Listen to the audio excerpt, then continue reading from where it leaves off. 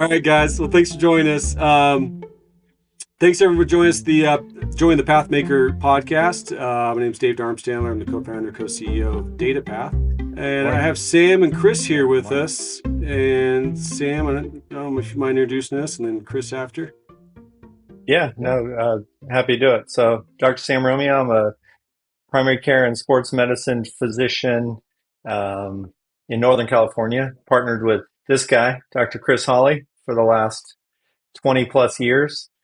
And we're practicing medicine for really, really long time and realized we were we needed to get outside the walls of our clinic to make a really impactful community-wide difference. So we started developing a product called Seity Health, and we're happy to introduce you to it today. Appreciate it. Yeah, so I am the exact same person as Sam Romeo. No, it's not true. I am a family medicine and sports medicine physician. And yeah, we've enjoyed working together for 20 plus years solving problems. We started when we were 5 years old. And so now that we're 25, we're doing That's great stuff. incredible. Yeah, well, you guys look great. hmm Well, thank you guys so much, and we're excited to learn about CD Health. And I don't know if you guys just mind telling us a little bit about the company and kind of how it got started, and I guess just kind of the passion behind it you guys have. Yeah, it really started when we were failing to provide the level of care that we thought our patients needed. And despite all of our 12 years of training each. And so here we were in practice in a community, and we were working with schools, and we were working with the local high schools and the middle schools, and we're working with the university, providing all of these primary care and sports medicine services. And we kept feeling like, huh, all this training, and in the end, we were just body experts taking care of humans, and humans are so much more than just a body. Like, what were we missing? Hmm. And that got punctuated through a number of different ways. Chris, probably if you could tell that quick story in Washington, I think that would be really valuable, just to kind of Sure. accelerate how we got here. hmm Yeah, so I was at the end of that 12 years of training, and they sent me out to a rural community to finish off my training and started working with a patient in an urgent care. And she had a surgical wound that she was distressed about because in the rural community, she couldn't get a hold of her surgeon. And she's just really anxious about this whole thing. So I got her patched up, got her pain medicines to get her through the weekend, got a hold of her surgeon. I thought, man, I am an awesome physician. I got this. The next morning, I get a call from the coroner's office, and they said, "Hey, did you treat so and so?" And I said, "Yes, I did." And he said, "Well, I just thought you should know that she took the pain medicines that you gave her, and she went around to four other doctors' office and did the same thing, and she took her own life." Oh, And so, talk about that's a gut heavy. punch. Yeah, when you think you know what you're doing, and then you're realizing, oh, I have so many questions about healthcare, and are we taking care of the whole person? Do we really know what we're doing? Or are we just peddling pills and procedures? Like, do we really know what it means to be human? So that's what really started our journey. Sam had a very similar experience, and we started talking and saying we should go into practice together and do a little side project, which has now become our entire career. The bulk of what we do now is really help at an individual level. We started in our clinical practice, but now at a systems levels, the need are so great to improve well-being for both. We'll stick with schools for now, but for students and staff to measure, understand, and improve their well-being. We spent a lot of time developing the science behind that, publishing the science, and developing the technology to really do that at scale because we're out of capacity to do one-on-one doctor visits or therapy visits to really address this problem head on. That's incredible. Yeah, and it's so cool to see you guys. I mean, a lot of times, in tech, you have kind of the reverse, right, where you have someone come in to say healthcare, and they haven't been a doctor per se, right? They're trying to write an application or make a tool that, with very little hands-on experience in the industry, right? They're just kind of seeing a gap or a Mhm. problem. So it's incredible to see you guys build, an application or a tool that can help, at the end of the day, save lives. Sounds like. I don't know if you guys just mind telling us like maybe a little bit about the product and just kind of, especially Yeah, we'll get to the part around schools, but just kind of the product as a whole. Mhm. Yeah, the thing that this discovery phase, and it was really just layer by layer. I think it was just 20 years of curiosity, and we kept trying to solve the problem that was before us. And we had a series of aha moments that were really, really hugely impactful on us in our thinking and our approach. And one of the biggest ones was when we realized that. Here we had just done all this schooling and we had very little understanding of what well-being was. And as we dug into the literature had very little understanding of what well-being was. It's kind of a mess, Yeah. as just from a definition. To some people, it's supplements, and other people, it's exercise plans, and it's just kind of it's this huge umbrella that gets thrown around all over the place. But here's what's super clear, especially in the psychological literature, and that is if you improve well-being, you improve everything, which is fascinating. So as a target, like okay, if that's a precursor to performance, to success in everything, this has been shown in elite sports, it's been shown in school performance, it's been shown in corporate culture and corporate productivity, it's been shown everywhere, and it's been over and over and over. Improve your well being, improve everything. So, one of the first things we said is, well, if we're going to improve something, we kind of need to measure it, don't we? And how do we Mm, measure it unless we have a definition of it? And then we can actually have a scientifically valid way of doing that. So when we looked for that process, there was nothing that was scalable. Most of the things were reflective. You would have to look back 2 weeks and think about something, and our well-being is it's so dynamic. It changes so I mean daily, hourly, etc. Um, my daughter's well-being just plummets when she loses Snap because she got in trouble. It's just well-being yeah. can really, really fluctuate, and so needed a way to once we understood the importance of it, we set out to define it and then scientifically validate Mm, what it was. that's incredible. Yeah, so we had this very long assessment that measured 150 different factors associated with well-being and then got it down to a single score and started working with some Stanislaus State psychology researchers to look at our stuff. And they said, "Oh, you're not measuring well, you're actually measuring four components of well-being. This all synthesizes down." We're like, "Oh, okay." And as we started looking at what those components were, it came out to be energy. How's your energy? How's your direction? Do you feel like you know where you're going? Are you happy with it? How's your sense of belonging? And Mm, how's your joy? So really getting it down to that simple, a long story to get down to these four simple factors that we can all measure without a computer. How's your energy right now? How's your sense of direction? How's your belonging? How's your joy? When you add those things up using an emoji scale, uh, and we validated this against other scientific instruments, we now feel really confident that we can say, this is your well-being. This is what it is right now. These are the factors that make it up. And these are actionable things that you can do right now, either for yourself or for someone else. Help someone else. We can deliver that with a lot of and that's confidence. kind of the Yeah, core prior mental to health. Oh, sorry, Sam. Go ahead. Yeah, no, I mean, just prior to us having that, it was really fascinating. All of the measures were reflective. They were you had to look back a couple of weeks. They weren't formative, which for all the educators, they know that's real time. That's that real time actionable measurement tool. So it wasn't accessible. It wasn't accessible to utilize, even though it had an impact on every single class and every single day. It was really fascinating. So that was really important for us to do, and it took us years to do those things as well. I mean, last year we presented first time internationally at the International Positive Psychology World Congress, and showed our. It was really interesting how many people define well being in such a loosey goosey way. And we just came in and said, no, we can really define it as four dimensions, all of which individually are validated, and as an aggregate, they're validated as well in a daily actionable way. So it became a really, really important part. Like, okay, now we're actually using the same language to Mm. discuss the same thing, and we can measure it. That was really, really important for us. So, I mean, like taking the conversation towards like school districts, as an example, working with schools. Mhm. Um, I know one of the questions, we were talking about earlier was just, obviously there's some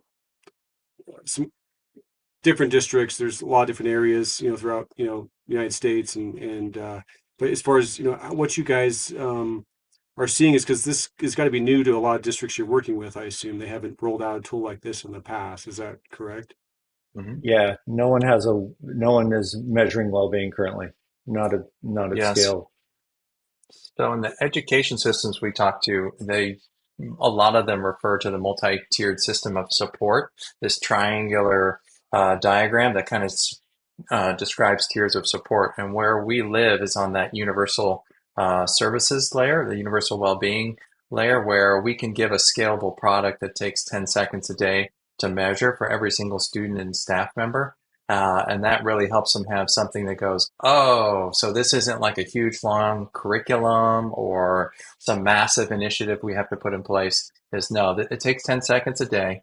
And when students or staff are struggling with their well-being, it presents them with resources in real time that says, hey, Chris, it looks like you're having a rough day. Just want to let you know you're not alone, you're not a burden. Here's some resources that are customized to your school or nationally or locally if you don't have what you need, all of what you need in a school, that are available 24/7. And what's remarkable is how many stories we've gotten about people coming up to us and say, hey, you know what? This application saved my life. We had a teacher come up to us not too long ago and said, hey, I had a plan to end my life after school. And then that silly thing popped up on my phone that said I should check up on my well-being. I had zero energy, zero direction, zero belonging, zero joy. And it encouraged me to reach out to a warm line. I called it. They convinced me to check myself into a hospital Wow, for a week, and I wouldn't be here if it wasn't that's for incredible. And this that was simple product a and teacher. process. That was That a was a staff That was a member. teacher. teacher. Wow. Yeah. So I Yeah, mean, but we teach the same language and measurement for students too. yeah. So I mean, this is across the district. This is not just the students. You're talking holistically. This is available Yep. to every staff member, Yeah. to all the students as well. One of the biggest problems that we see over and over in districts is a couple of things. Compassion fatigue is one of them. Compassion is a huge value in education with the educators. They're amazingly compassionate, incredible humans Yep. doing incredible work. And like everyone, we see this in healthcare with caregivers. Uh, you can get overwhelmed with initiatives and overwhelmed with all the burden and the need that's out there. And what do you do when your own well-being is going down and down and down, and you just Yeah. can't dig any deeper. So with all the districts that we work with, interestingly enough, they've all kind of taken the mindset, let's put the oxygen mask on our staff first, and let's give them some exposure to this so that they understand the language first. So our rollout is typically started with staff, and we Wow. do and it starts with staff. They get the language. It's really quick to learn, and then it's kind of funny. Staff usually has a universal response, which is, "Oh no, one more thing." This is that initiative fatigue again, and like, I don't need another piece of data that I'm not going to utilize. So Yeah. one of the things, and Chris started touching on it, that we do is we said, okay, we're hearing you loud and clear, educators. The last thing you need is one more thing. So instead of just having this responsibility to collect this data and then what do I do with it? We did a couple of things. We took several years to do a bidirectional interface with some of the largest school information systems out there. So we're an independent software vendor, certified partner with PowerSchool. We also with Aries.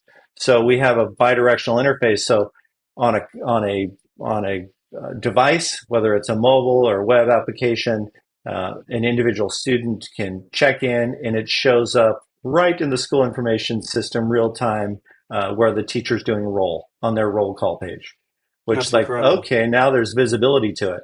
Then the teacher said, oh, yeah, but now I feel like I'm liable for this thing. What do I do? And so we built an automated follow up system where, based on business logic, because we have a scientifically validated well being instrument, we can actually make predictive responses. We can do something meaningful with the results from them. So we built our algorithms and business rules, and then said, okay, based on the various well-being trends, we're going to trigger follow-up messaging, both on app and follow-up emails. So then teachers could say, oh, so you're doing the work and the documentation for me, so I don't need to do any of that. That's awesome. When you do the automated follow up and you check all the boxes for them, what we found is it actually frees them up to be compassionate again. And they Wow. can just do what they do naturally, which is support and love and help children grow. I mean, not many entrepreneurs can say they've saved a life, right? And you guys clearly, just that one story alone, I'm sure there's more. I can see this. I just unfortunately took 10 middle schoolers on a trip to, for a school trip, and yeah, That's which great. was That yeah, is, like out of the country. That was the worst part. But it was a school trip, a partner school, and but one of the things that I recognized was how hard it is to particularly the students. But I was watching the teacher. That there's a teacher with us along, and she's having to grade papers the entire trip, right? So she having to pull off some. I could see the burnout happening right away, right? I mean, Hmm. empathy levels going down, and then the other part was just there was students there that were going through things, but it took like the better part of the entire week to actually extract that out of them.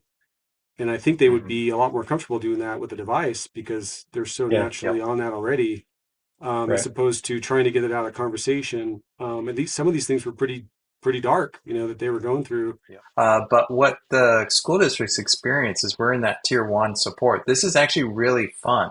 And so, like, we start with educators and we have participation leaderboards. So, not based on your actual well being, but how many times you're checking in. We'll have schools competing with schools for first, second, and third prizes every quarter, Wow. like where the cupcake lady or someone rolls in and, like, this junior high, middle school's administration or teachers, they won the quarterly well-being check-in prize. So what it feels like to the end user is like, this is awesome. This is fun. This is positive.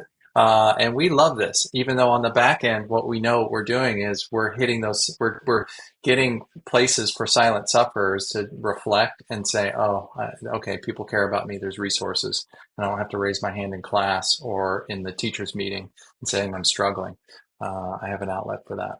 I'd imagine if there's kids struggling with, obviously well-being overall, their test scores would have Hmm. to be struggling, I'd imagine, in the Yeah, classroom, that's Yep. right? really well established in the literature with regards to well-being's correlation to school performance, to attendance, to graduation rates, to suspensions. I mean, all the things that educators typically look at. It's there's a correlation between well-being, and if you improve well-being, you'll improve that metric, which is interesting. It's not historically been a target because it's not the educator's fault. There's just not been an instrument that actually had utility at scale for districts. Yeah, it's incredible. And then like going up to this, say the superintendent level or decision makers, I mean, what are they seeing, for instance, in Aries or Power School? Are they getting reports? Are they seeing kind of more holistically kind of how things are trending or Yeah, they see dashboards. So we have drillable dashboards down to special populations, gender, class, like Mrs. Smith's fifth grade class, those kinds of things, where they can drill in or see really aggregated results for their students or special populations that might be following. So a lot of what gets thrown around, or a lot of what happens in education is like people with really good intent who are doing really good programs to help support student well-being, they have no way to prove that what they're doing is actually working. And so we give them that data that says, yeah, on a day-to-day basis or on a quarterly or whatever aggregation level you want to look at, that thing you did made a difference. And here's the reporting that shows that what you're doing is awesome. So people love it for grants. They love it for their accountability reporting at the end of the year. It shows that what they're doing is working when they're making the efforts, which a lot of educators are doing a lot of really cool stuff. It doesn't actually matter what problem you're solving. Um, if you Attendance measure and grades, whatever. improve Yeah. well-being, it will improve the outcomes of that metric. So let's just let's just make sure that part of our measurement and reporting and targeting is well-being. So that's the first step. So once they get that concept and they go, okay, yeah, that makes perfect sense. So what does that look like in action? We say, well, there's multiple steps to the program, but we start with it. So Chris had mentioned it earlier. The whole well-being journey is measure, understand, and improve it. Hmm. And so far, we've been talking about measuring. And the reason why we talk about measuring is because it's the baby step forward that just is really easy for districts. So instead of saying we're going to come with a transformational initiative, everyone, uh, it just brings back PTSD from COVID. Like, oh no, Yeah. another transformational mandate, and so it's like super painful. And so we go, nope, nope. Here's what we're going to do. We're just going to make the invisible visible with this simple language that you can teach in a 3-minute conversation. And then we're just going to start adding well-being to the conversation. That's what we're going to do. And so from Yeah, a it takes district 10 standpoint, seconds. yeah, it takes 10 seconds to do. We start doing all the integration stuff. So literally once we get started, we pick a date. We decided, well, so far it's been almost everyone's gone with their staff first. And what's the rollout?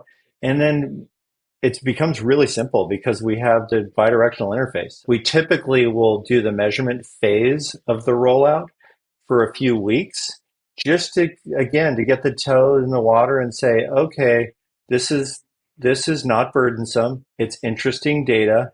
The contest is fun. Every time I check in, what else do I get? Oh, cool, a monthly lotto drawing. That's fun. So there's some individual incentives. There's some group competition things that you can do with measuring well-being. But really, what you're starting to do is just introduce well-being into the conversation and into the culture. That's the first step. And then that leads to, okay, now let's do the understand and improve phase, which is really the other part of our whole journey. Yeah, That's and this awesome. is where it gets really outside of the box really fast, which is really understanding your well-being and where it comes from. I won't go into all the backstory of how we got to this place, but it was solving a healthcare problem.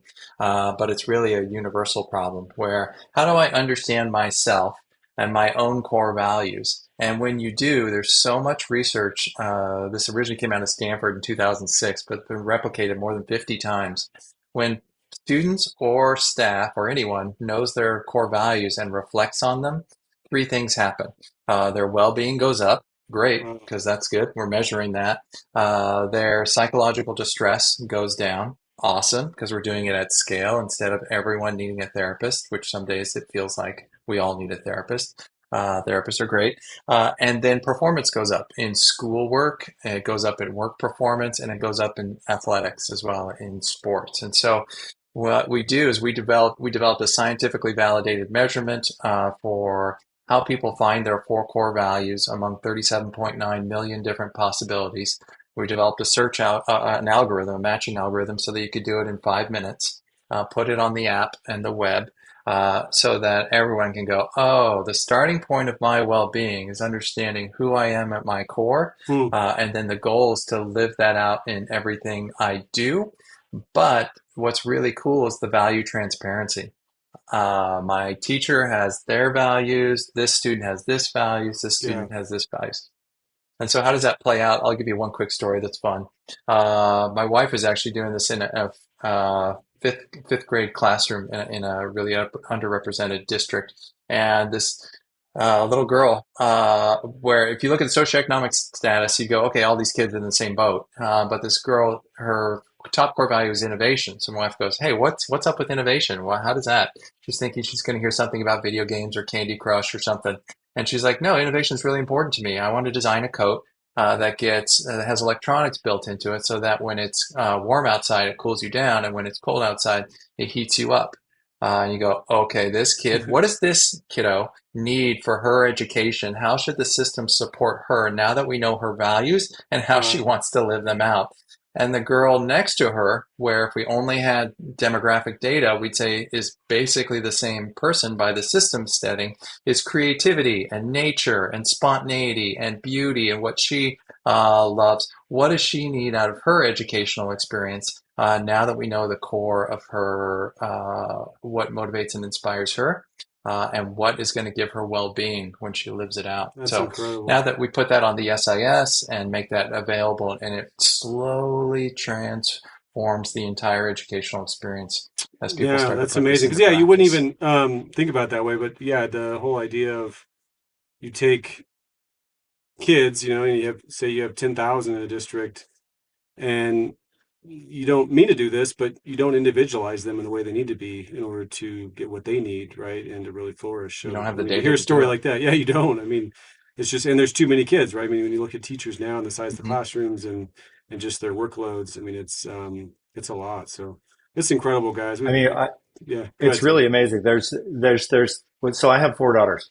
I don't, none of them have any of the same core values. So we have Wow. 16 values represented. And it's really interesting. Like if you met them, you're like, well, they look really similar. And then if you knew them, you'd say they're totally different. But when you make that values visible, you go, oh, yeah, that she's totally that. And it's interesting. It helps with parenting. It helps with coaching. You pull different levers based on what inspires people. For some people, it might be self-determination and they need to do it themselves. For other people, it might be creativity and they want to think outside of the box. And so when you have language that allows for that specificity of inspirational language, then it really, really accelerates things. There's a really fascinating story. We just heard this past month. There was a sixth grader, and in a large area of Southern California, and this sixth grader had been already suspended for selling drugs to his classmates, Wow. and the administrator was at a loss.